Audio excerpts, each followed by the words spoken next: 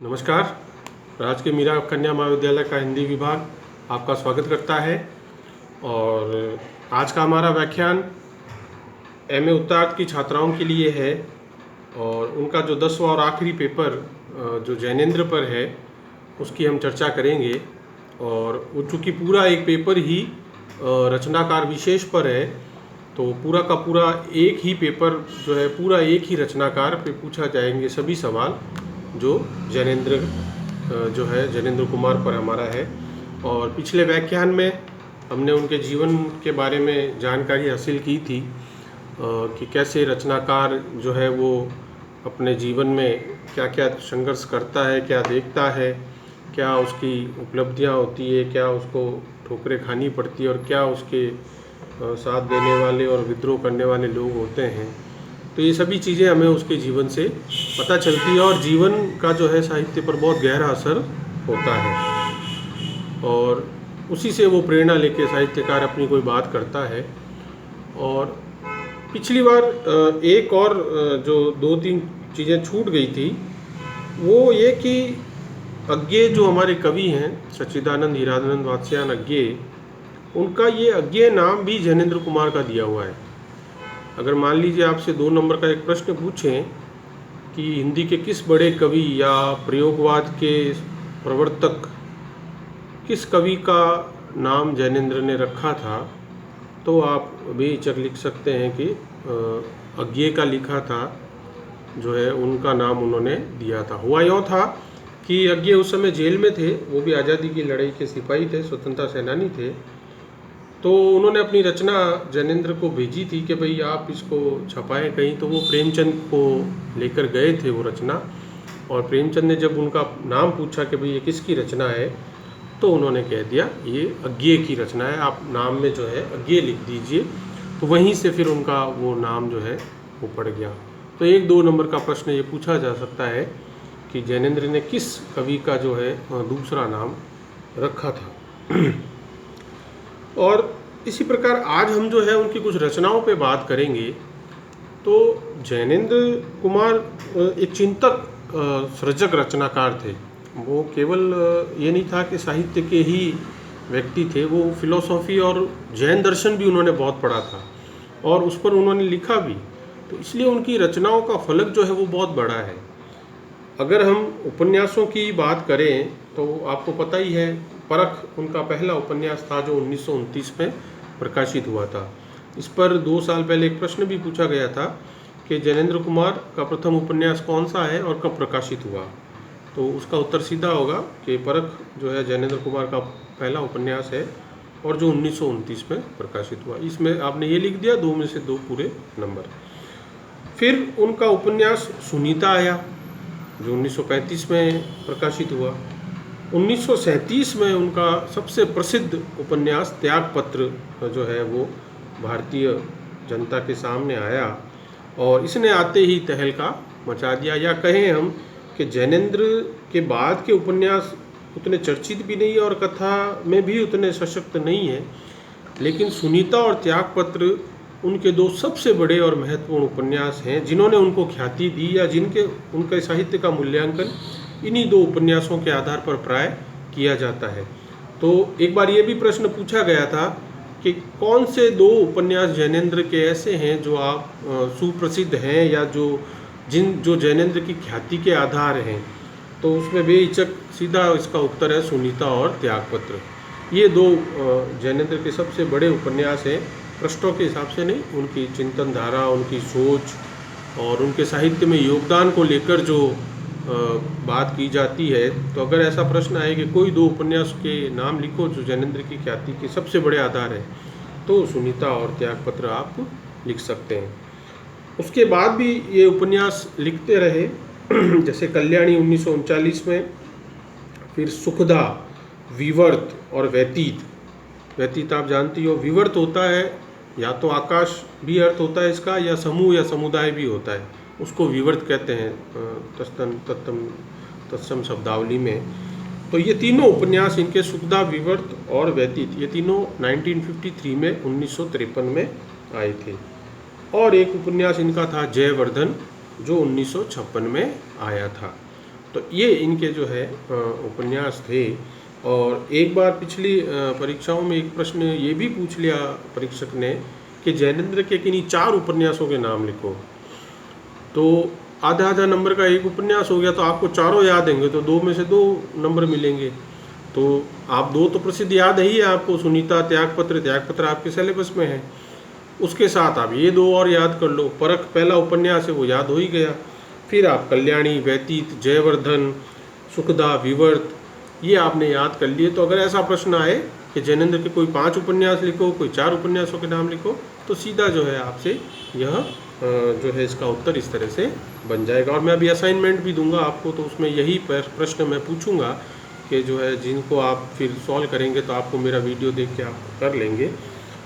इसी प्रकार जैनेंद्र उतने ही बड़े कहानीकार भी थे, जितने बड़े वो उपन्यासकार थे उतनी ही बड़ी संख्या में उन्होंने जो है कहानियाँ भी खूब लिखी और खूब कहानी संग्रह भी उनके प्रकाशित हुए। उनके कहानी संग्रह में फांसी तो आपको पता ही है, जो उनका पहला कहानी संग्रह था। ये भी एक प्रश्न हो गया 2 नंबर का कि जैनेंद्र का प्रथम कहानी संग्रह कौन सा था। तो आपको लिखना है 1929 में प्रकाशित फांसी, वो जैनेंद्र का प्रथम कहानी संग्रह था। या ऐसे पूछ ले कि नहीं 2 कहानी संग्रहों के नाम बताओ, तो फिर फांसी और वातायन, ये 1930 में प्रकाशित हुआ था। और भी है नीलम देश की राजकन्या, एक रात, पाजेब जो स्कूलों में बहुत कहानी चलती है BA लेवल तक की कॉलेजों में, जय संधि, 2 चिड़िया। तो ये सब इनके कहानी संग्रह है, यानी पहला फांसी, फिर वातायन, एक रात, नीलम देश की राजकन्या, पाजेब, जय संधि और 2 चिड़िया। ये इनके जो है वो कहानी संग्रह भी है। और एक वर्ष में ये भी प्रश्न छोटा पूछा गया था कि जैनेंद्र की किन्हीं 4 कहानियों के नाम लिखो। तो जो कहानी संग्रह के नाम होते हैं वो अपने आप में खुद भी कहानी होती है। तो आपको अगर कहानी के नाम याद ना आए तो आप कहानी संग्रह का भी नाम लिख सकते हैं, वो स्वयं एक कहानी के नाम पर ही संग्रह होता है। नीलम देश की राजकन्या लिख दिया आपने, एक फांसी लिख दिया, एक पाजेब लिख दो, एक जय संधि लिख दो, ये हो गई 4 कहानियाँ। तो इस तरह से आप 4 कहानियों का नाम लिखकर जो है सीधा ये बता सकते हैं।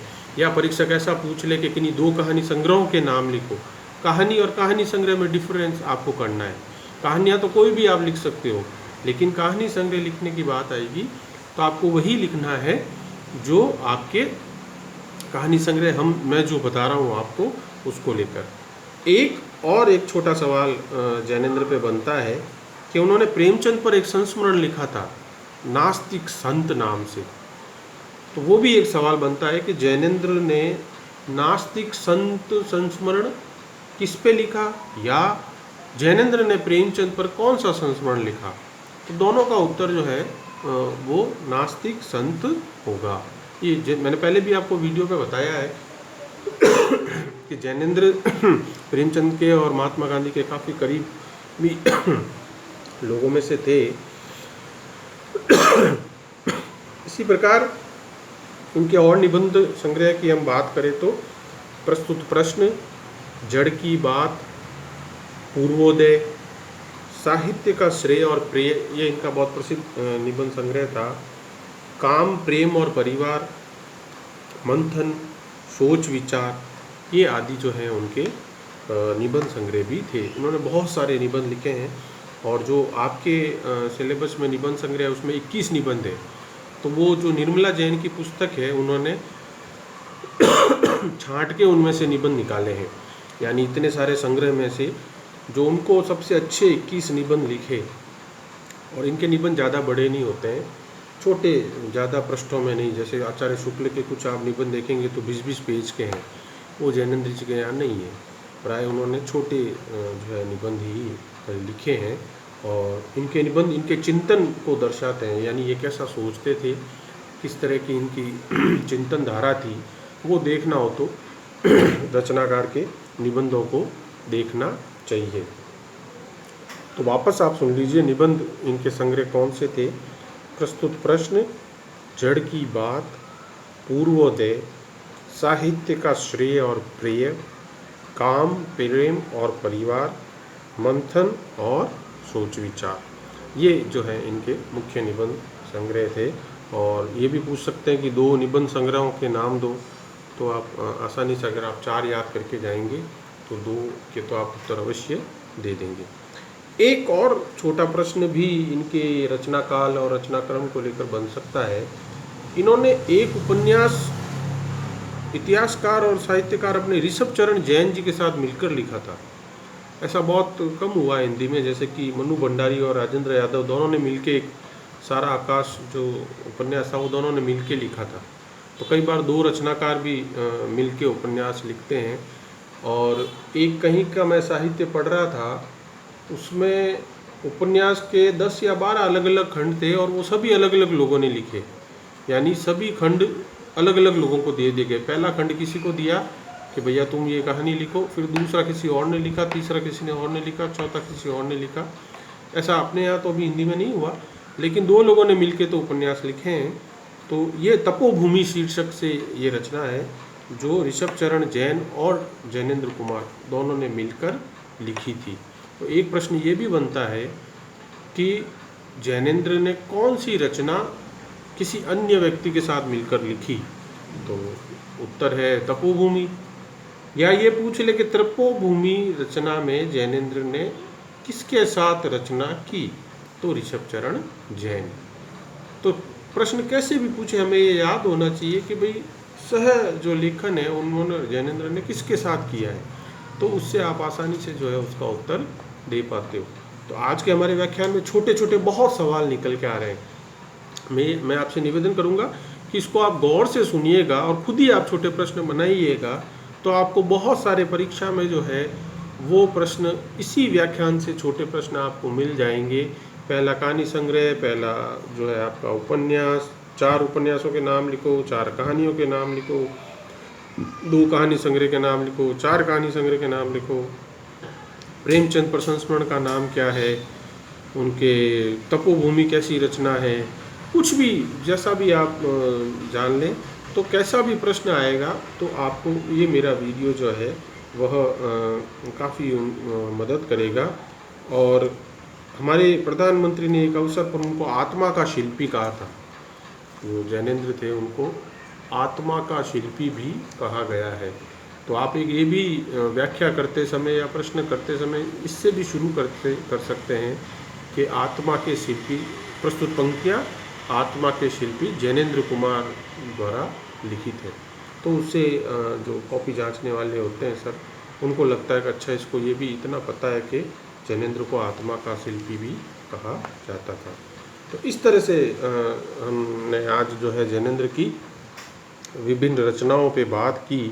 उनके विविध जो आयाम थे, निबंध, कहानी, उनके संस्मरण लेखन, उनका साथ किसी के मिलके उपन्यास लिखना, और इनका अंतिम उपन्यास दशार्क था जो 1985 में आया, यानी 1985 में उनका लास्ट उपन्यास आया था दशार्क। एक बार ये भी प्रश्न पूछा गया है 2 नंबर का कि जैनेन्द्र का लास्ट उपन्यास कौन सा था, तो दशार्क, द श जो है वो शलजम वाला और क के ऊपर र की मात्रा, दशार्क। तो आज के लिए इतना ही, मुझे आज्ञा दीजिए, धन्यवाद।